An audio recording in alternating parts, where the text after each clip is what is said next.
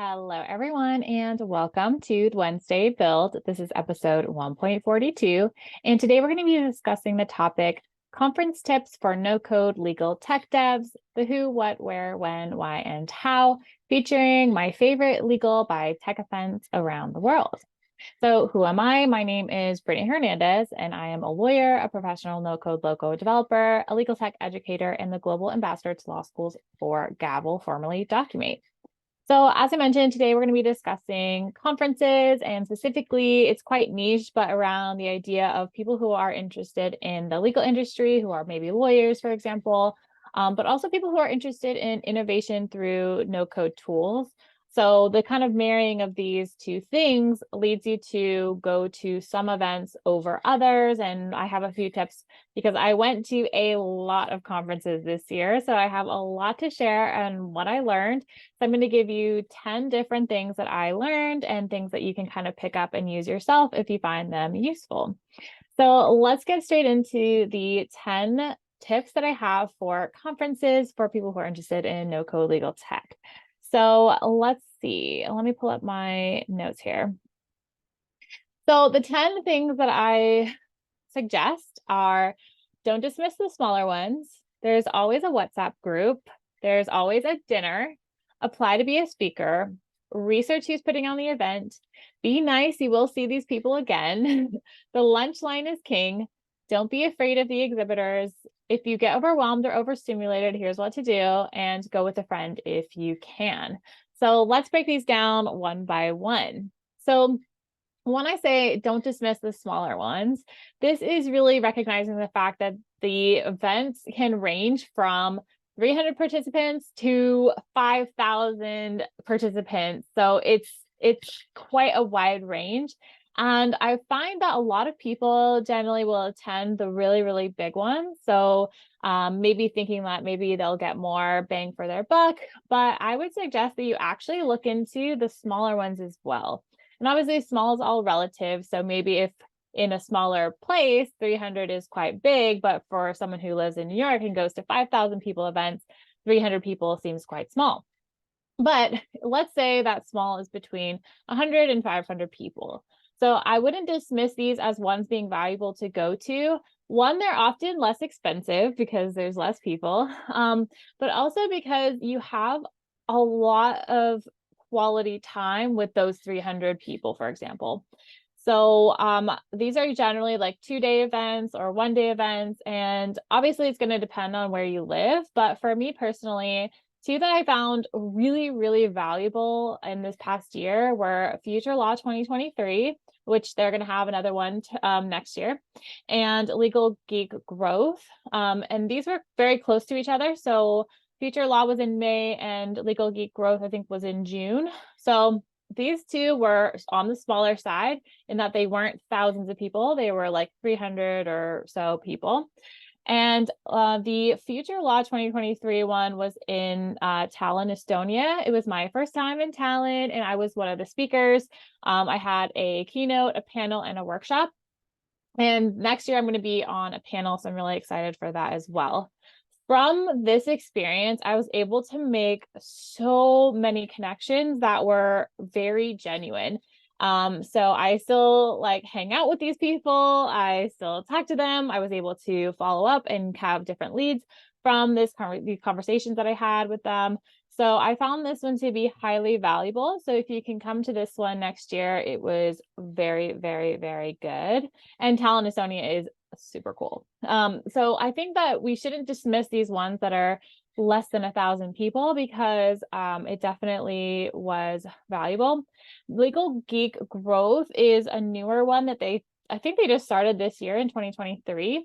So if you go to Legal Geek, you'll go under events and you'll see that they have different ones. There's just the regular conference, which is here in London. They have the new one, Legal Geek Growth, and then there's Legal Geek North America, which I think this was also their first year doing that one as well. I can't remember. But either way, so Legal Geek Growth is, I think this year was like 5th of June or something. So this was just a 1-day one that is, it says like 1,000 people. So 1,000. I mean, when I was there weren't 1,000 people, so I'd say it was a bit smaller than that. So maybe their kind of vision for this next year is a little bit bigger, but this is still smaller than something like a London Tech Week or something like that, or CleoCon or things like that. But I really thought this one was valuable. And a lot of the people that I spoke to at this conference, we got along really well. We were able to make those connections, and we were able to turn them into actual business conversations where we had actual outcomes at the end.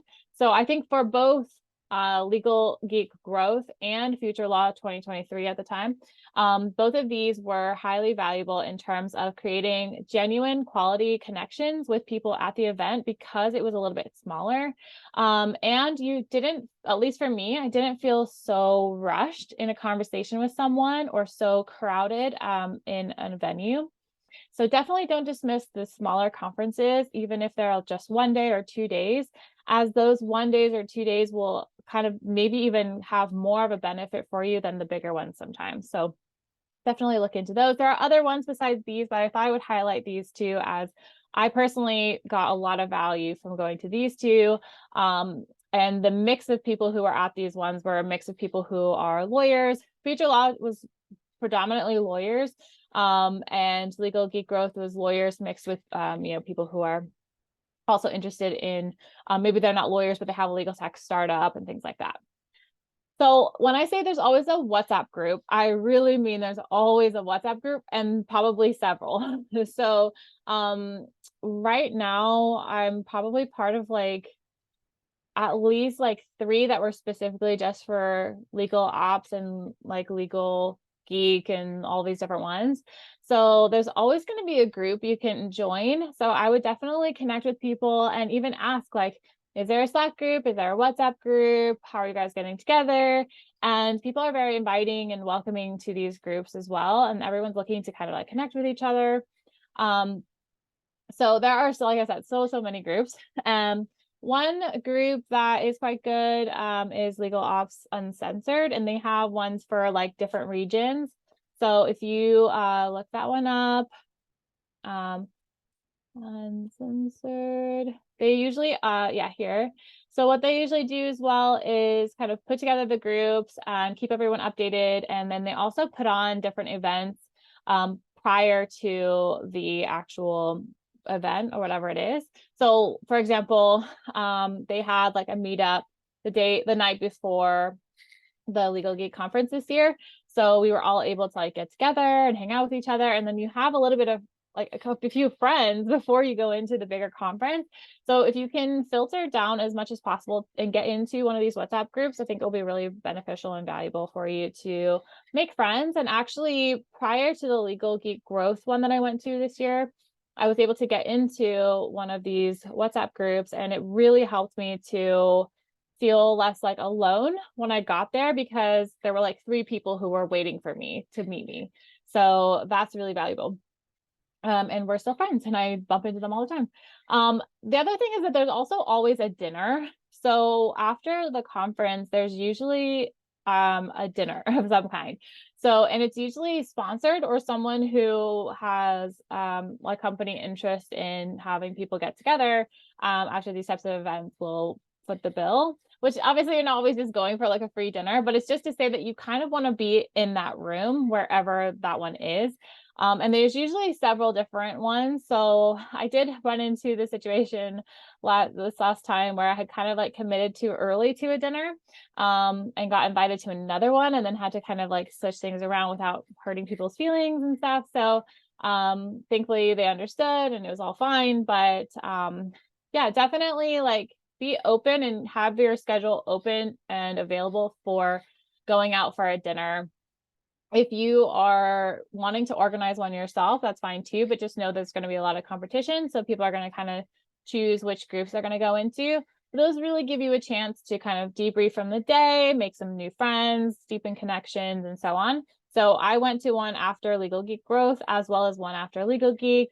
And there was also one during Future Law 2023, where I went out with a couple of friends that I just met. It was less organized. Like it wasn't one of those sponsored ones. But I was able to really make some good friends there, and we saw each other at future one, and we're able to kind of regroup and do a breakfast. So that kind of thing can be really, really beneficial to deepening your connections with people as well. The next one, number 4, is apply to be a speaker. And the reason why I say apply to be a speaker is, one, like when you are a speaker at these events, you are treated like royalty. At least in the ones that I've been a speaker, I was treated like a queen, and it got so addicting. And now I want to apply to be a speaker everywhere because you get to do all of the fun things behind the scenes. Obviously, it's a lot of pressure as well, and you have to perform and kind of earn it. But for example, when I was at Future Law 2023, where I was also I had 3 different things I was doing: a keynote, a panel, and a workshop. I got to be part of the speakers only dinner. I got to be part of a speakers only lunch each day. We were just like treated super, super well. And you also get access, and you are seen as a peer amongst the other experts. So I thought that was really, really valuable. And I also say this for the fact that free stuff sometimes comes even if you're not chosen to be a speaker. I won't say which one because I don't want a bunch of people to like flood this one and kind of hack the system. But I did apply to be a speaker for one of the conferences that I went to this year. I wasn't selected, but we were given the option to have a free ticket for the event. And also, if we had already purchased a ticket, that we would be refunded. And they also gave us an additional ticket as well for free. So just know that sometimes when you apply to be a speaker and you don't get it, they will give you a bunch of free stuff because they're like, sorry, I know you wanted to, like, we would love to have you, but here's some free stuff. So it can be like free stuff as in your ticket is free. So that's really valuable. And it saved me like, I don't know, like 200 euros. So pretty good. So that's one thing. And obviously, if you do get to be a speaker, then you're treated like royalty. So it's all good. The next one, number 5, is research who is putting on the event. So I'm not going to say which one because I don't want to hurt anyone's feelings, but I did go to a recent event that was sponsored by, it was put on by a software platform. And I was, invited to go, and it was more, I thought it was going to be like a little bit more general about the space or the industry rather than specifically about this tool. And it was sponsored by people who are the people who build, or like consultants who use this tool to help clients, for example. And although it was a really lovely event and I had a really nice time and I got to meet a lot of new people and everything, because it was hosted by someone who was not like an organization like a Legal Geek or the Syndicate of France that puts on the one for the No Code Summit, for example. But it was specifically the platform themselves and sponsored by the people who use it to implement that solution, which is all fine, by the way. But just know, like going in, that it's going to be one long advertisement for that product and not necessarily a conversation about the industry as a whole. So I would say research who's putting it on because your time is valuable. And I was there for like the day and I could have been doing something else, and it was my fault not like researching like who they were and what they were trying to do. And like obviously everyone's selling something and it's no problem. It's just like more of a go in knowing what to expect if you're going to one that's sponsored by people who are using the tool and it's put on and organized by the tool themselves. So basically what I felt like, it was a little bit like when you go to one of those, what is it, like a timeshare presentations, and they're like 3 hours long and you feel like you're not allowed to leave, and the whole thing is like one big advertisement for this very specific thing that's quite expensive at the end. So just know, like, for example, sometimes like charitable organizations will put events on, or associations. So I would look for the ones that are like more by associations who are more interested in the advancement of the industry as a whole. But that being said, there are going to be some that are put on by software companies, like CleoCon, for example, that will be extremely valuable, even if it's put on by a software company. So it's more just to say, like, be aware of what you're going into and maybe do a little bit more research like I didn't. But just so that you can go in knowing that like how your day is going to be spent. Just a quick tip there. The next one is going to be nice. You will see these people again. So I cannot tell you how many times I bumped into the same people this year. Somebody I met at Future, like maybe at least like 6 to 7, maybe 6 to 10 people I met in Talon at the Future Law Conference. We're also at like Legal Growth Geek and Legal Geek and whatever else. So some people I met in Paris at the No Code Summit. We're also at 2 of the other things I went to. So just know that like you will see these people again. So it really doesn't help if you like are standoffish or kind of like stick to your clique or whatever else, because you're gonna just see the same people a lot. You're gonna meet a lot of new people, and that's very valuable. But for example, I got to meet John and Tara from Smart Suite, and they are so nice and so fabulous, and I really love seeing them. And I bumped into them like quite a lot. And also people like, and this is actually more on the no code side. So like Miriam, Jacobian, the co-founder and CEO of Softer, Diogo, who kind of organized an event in Berlin where Lilith was also there. Like these types of people you'll see a lot. Like I mentioned, a lot of people that I saw in Talon were also at Legal Geek and so on. So just take the time to get to know people and be nice, because these could actually be your friends, like not just people who are prospects, but also people who are your friends. Like genuinely, you like them and they like you, and you want to like hang out when they're in town. And going to these conferences actually affords you an opportunity to see people that you actually have a genuine relationship with. So just keep that in mind when you're going out and doing these things. Because I have had people who are like a little bit more standoffish to me, and I'm like, I'm going to see you in like 2 months again, and it's going to be a bit awkward if you're not very nice. So anyway, just know that you're going to see people over and over again. The reason why I say for number 7, the lunch line is king, is because you will meet so many people. And this is actually one of my networking strategies, is talking to people in the lunch line. And this is one thing that gets really missed when we do a lot of only virtual webinars and like virtual events. If you only attend something virtually, you're only really interacting with people in the chat function, or maybe in a Q&A section at the end, or some type of networking at the end, or in a breakout room. But the spontaneous conversations that come up when you bump into someone in the lunch line, those are gold, just for like making new friends and networking, but also for like getting new clients or getting your name out there or whatever else. For me, like some of my strategies are to come, I know this shouldn't be the case, but like sometimes I like come at lunchtime and go straight to the lunch line just to start networking right away, to kind of like make some friends right away. And I think with this being said too, it also kind of shows you the value of not only being in the room, like in the, I think this is a good one, is like, don't always be in the like master stage room type of thing. So for example, obviously, like this is a hard one. I'm a little bit conflicted about this as well, because I have been a speaker. So I worked really, really hard on memorizing my keynote. So I didn't have like notes in my hand, like working on the slides, literally I was up like the night before, like even the night before, practicing in my pajamas, like my speech and stuff until midnight. And so like we work really hard on those like 20-minute speeches or 15-minute speeches when we're delivering them. So it is a little bit rough with not a lot of people are in the room to listen to this thing that you worked a lot on, like kind of mastering.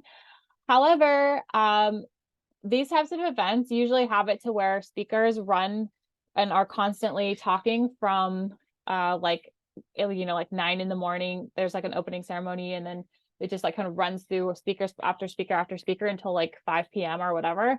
So with that being said, if you just sit in the room, like at the stage where there's the speakers, where you just go from speaker room to speaker room, because there's usually a couple of them.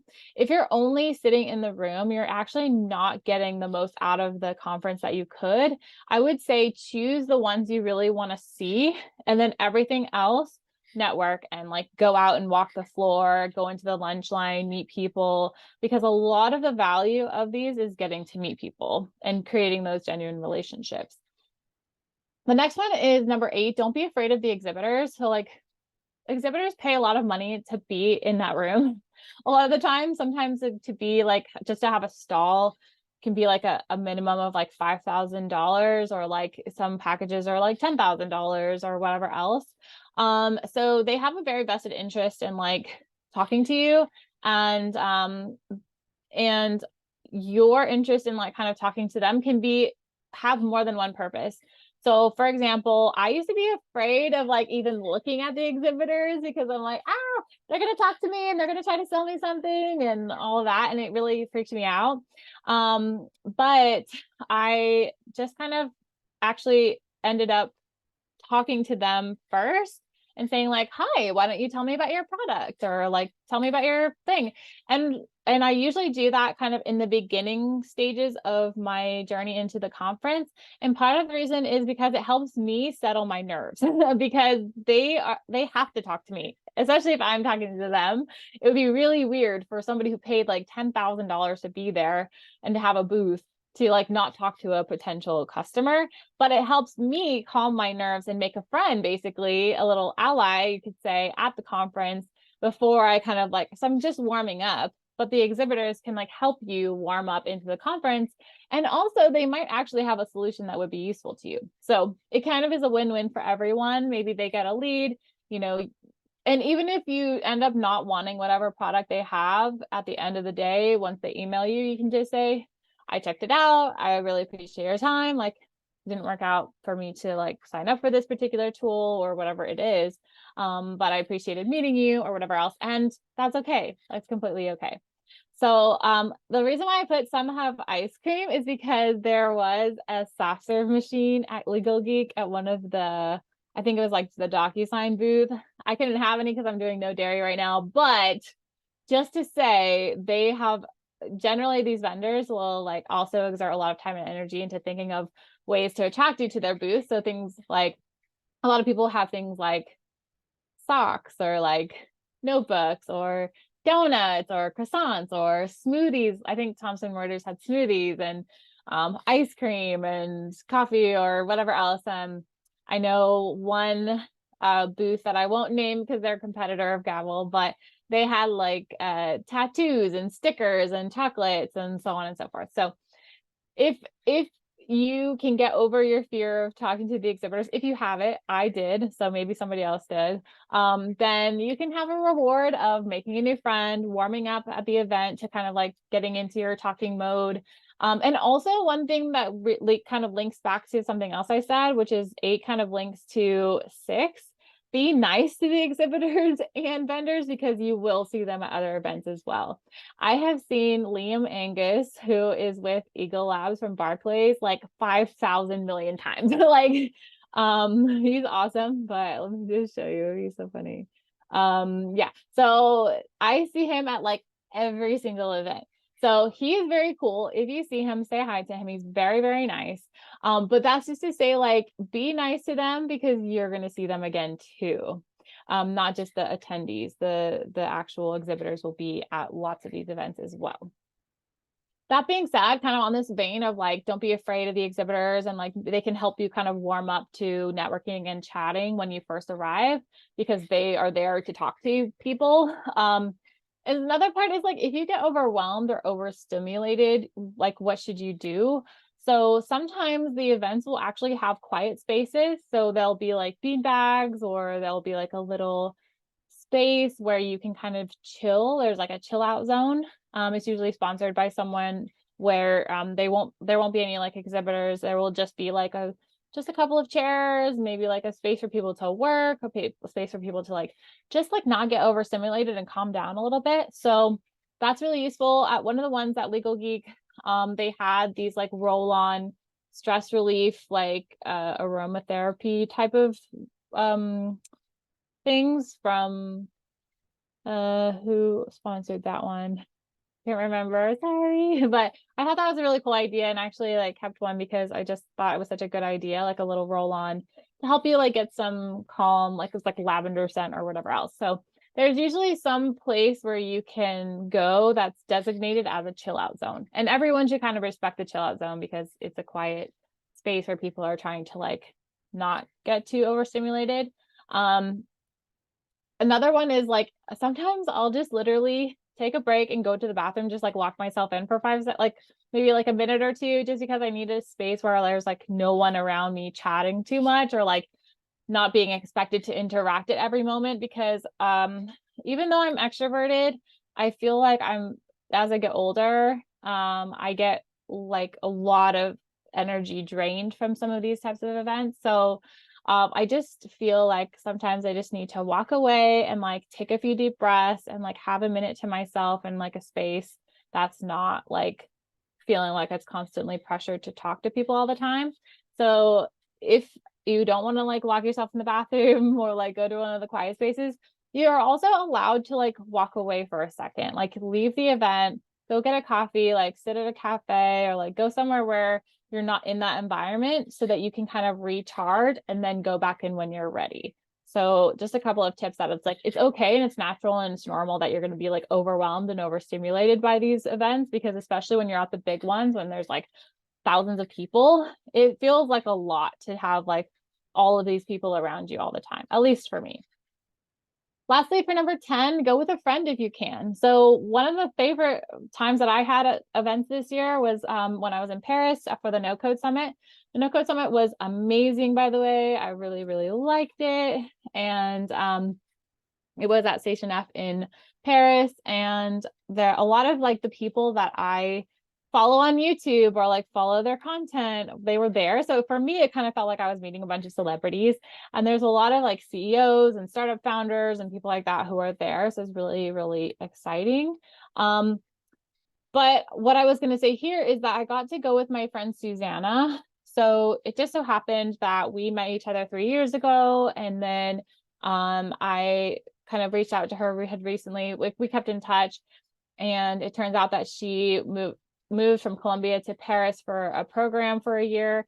And I was going to this No Code Summit. And because I had a free ticket from applying to be a speaker at one of these events, I was able to invite her to come with me. And we were able to hang out together and spend the 2 days of the conference together. And so if you can go with a friend, it can be a lot more enjoyable. I wouldn't go with like a huge group. I would say if there's just two of you, it's easier to meet new people, but you feel like you have someone with you, that you don't feel so like alone, that you're like always kind of like entering other people's conversations. That can be a bit awkward. So if you come in with like a little bit of a strategy of having like a wingman or a wingwoman, it can be easier to like start up conversations, and like you don't always feel or look like you're just standing by yourself awkwardly in the room. I have gone to events by myself and had to like make new friends, but it is a little bit less anxiety producing, at least for me, if you have someone that you can go with if possible, or that you've connected with in advance, like we have said from this WhatsApp group. If someone you know like can't go, then you can make new friends in advance from the WhatsApp groups or from different Slack communities or other communities like Legal Ops and Censored, for example, and then meet up with them there. But just having a little bit of someone around who is like expecting to talk to you can be useful. So those are my tips for conferences. I hope that's useful to kind of go through. And if you have any questions about these, feel free to reach out to me. I'll give you my contact information in a second. But I love talking about this kind of stuff. I learned so much from going to conferences this year. It's insane. I was literally at like 1 million conferences this year, and I really enjoyed them. I think all of mine are done for this year. I don't think I have any more. I have a little bit of traveling left, but I don't think I have any more conferences. I have an event tomorrow, which I'm going to be like a webinar speaker, but I'm not counting it as a conference or anything. Either way, this has been an episode of the Wednesday Build, which has new episodes live every Wednesday. So you're welcome to join me. I also have a new issue of Code Word Hex out every Tuesday, and that's more of a practical build strategy type of thing where I go through and more tutorial style, especially around like Gavel, for example. I also have a free weekly newsletter called the Tuesday Forecast, which just lets you know about different community events that are coming up every week. And I also have Gavel certification courses, which I created in partnership with a Gavel expert, Megan Sawtell. And then we also have courses that go over things like software and Airtable, Go Full Page, and there's going to be more coming. If you are interested in joining our community, which is called Core Mayhem Global, you just need to sign up for any of these different ones or reach out to me. And within Gavel, we have a very active Slack group, so you're welcome to join us there as well. So thank you so much for those of you that are with me live and those of you that are on the recording. Hello. And the next time we're going to meet is the 25th of October at the same time. And we're going to be talking about something that would usually be more in code word hex, but this time I'm going to go through it here, which is more around variable and user role build strategy in Gavel. And the reason for this is that sometimes what I see is people kind of taking an approach to building in Gavel that isn't thinking so much about the long-term strategy and how things connect together. So it can be useful to come up with a variable strategy as well as how you want your users to work. So, and how their information and data persistence is utilized in different ways. So just something we should go over if you're thinking about what building within Gavel. It can be useful to think about this up front. So if you'd like to connect with me, you can connect with me on LinkedIn or via email at brittany@mayhem.pro. If you want to talk to me about anything around Gavel's law school program, you can email me at brittany@gavel.io. So that's all for this video, and I will see you in the next one. Bye, everyone.